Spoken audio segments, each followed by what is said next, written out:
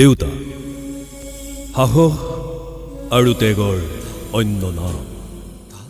দেউতা মানে যেন দায়িত্ব, নিজৰ সপোনবোৰ ভাঙি সন্তানৰ সপোন গঢ়াৰ দায়িত্ব। দায়িত্বৰ বোজাটো দাঙি দাঙি ভাগৰি পৰিলেই কোনোবাই আকৌ চিঞৰি চিঞৰি কয়, দায়িত্ব যদি ল'বই নোৱাৰ জন্ম দিছিলি কিয়?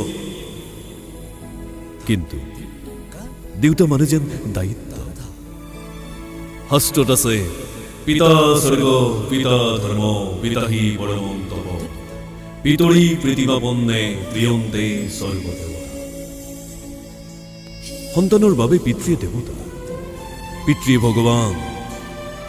কিন্তু আজি ভগৱান সন্তানৰ মনৰ মন্দিৰত নাথাকি ফুটপাথত বা বৃদ্ধাশ্ৰমত কিয়? আজি তলৰ ভগৱানজনৰ আৰ্তনাদত ওপৰৰ ভগৱানজনৰ হৃদয় কঁপিছে, কিন্তু নিৰ্বিকাৰ অকৃতজ্ঞ সন্তান।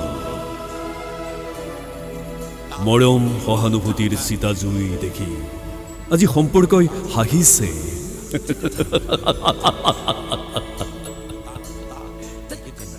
কিন্তু তলৰ ভগৱানজনে আজি কান্দিছে।